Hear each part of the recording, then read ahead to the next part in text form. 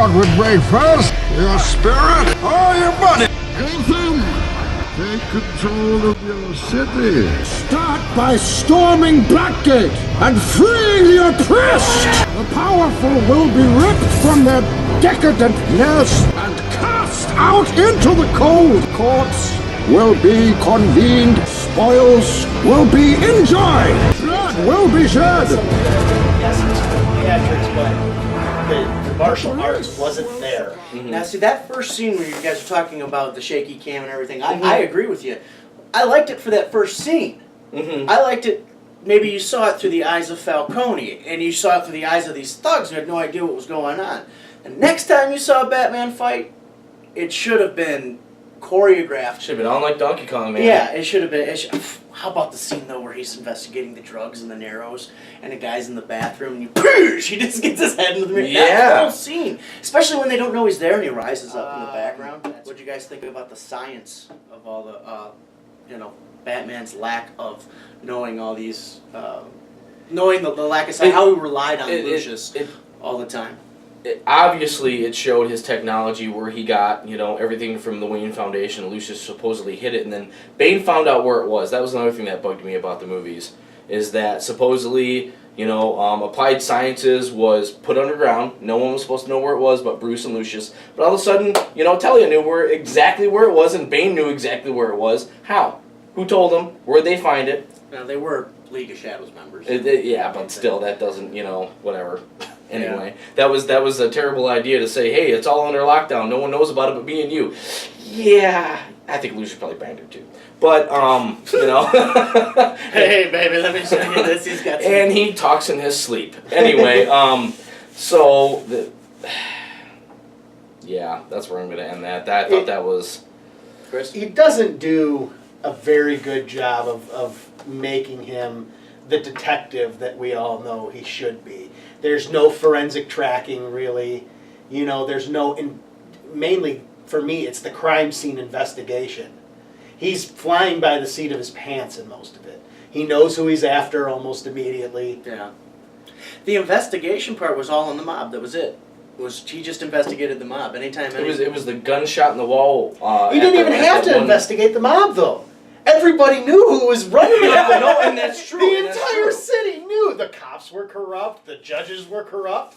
All he had to do was get leverage so that somebody would start prosecuting. Right. There was no, oh man, whose drugs are these? No, they're Falcone's. Everybody knows it. There was no detective skill whatsoever involved. He could have gone to the corner and been like, hey, Falcone's drugs? Yeah. Okay. And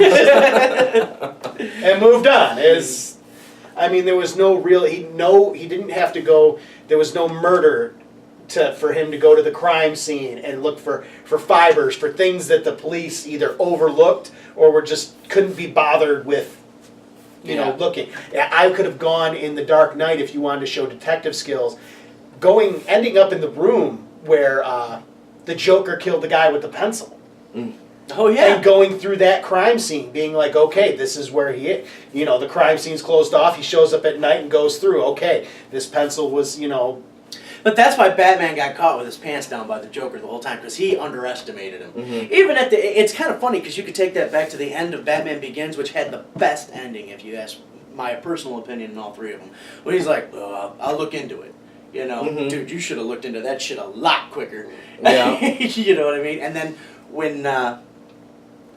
what happened when the Joker robs the bank, and Batman and Gordon are having that moment in the vault, and he's like, you want to go after this guy, just one man, or you want to get the mob? He totally underestimated him the whole time. That's what I think that would have been a good case where, he could have gone to the safe, to the bank vault at night, and done his own forensic investigation. Yeah. And then the next day, discussed it with Gordon. It was rare for Batman to even come out during the daytime. Nobody ever saw him during the day. All of a sudden, Batman comes rolling up in the Batmobile during the day, like sup, and then walks into the bank like nothing, and there he is hanging out with Gordon in the middle of the afternoon. That never happened in the comics. The only times him and Gordon actually had a conversation was at the crime scene, but it had to be at night. It was never during the day, or on the rooftop of the police station I liked how he met him where at the his light house. was on. Yeah, In the first one, right? where he shows up But on once the fire again, escape. that was at night because he could conceal the Batmobile. During the day, there's choppers out, there's people out. Wow, there goes Batman! Everybody's watching him drive down the road and where he's going. You know, Everybody's like, move out of the way for the tank. Right. You know, I mean, Batman's coming through. right. Since you bring that up, move out of the way for the tank. What about the bat? The flying tumbler. That was pretty cool. I like how they gave it kind of half of a space, well, half of like not even really like a air. It was like a double-bladed helicopter, okay? But it was made very, very thin up and down, okay, like height-wise. So it could go in between the buildings, and they said it was for riot control and whatever else it was designed for. So once again, another good explanation as to how he got his technology and what it was for. So I thought that was a pretty neat idea. Chris? I don't know. I know we grew up with Batman having a plane, but I don't know with the way Chris Nolan was going in the first two if he should have really gone with Batman having a plane. I agree. Oh, sorry. Go ahead. That's about it. I liked in the first one where he used the updrafts in between the buildings to glide. He could have even had just a freaking hang glider. Hang glider. Batman on a hang glider. With rockets on it. But or he something. wouldn't have moved as fast. He wouldn't have moved I as said fast. with rockets on it. I mean, come on. Oh, you mean that kind of a propulsion rocket? I meant shooting rockets, which he Like obviously needed. I mean, it'd be kind of like an ultralight, but it would also be very quiet, very stealthy. Where this big jet's like, here I am. Batman's here. That reminds me of in the Batman and Superman animated adventure, The World's Finest, where Batman does have a jet propulsion hang glider, and the Joker goes, copy bat, copy bat. So I love that part. I liked the bat, but I didn't like it at first. And for the same reason you said, I know we grew up with a bat plane and all this kind of stuff, and I think about how, actually in the Tim Burton one and in Batman Forever, that Batwing looks sweet.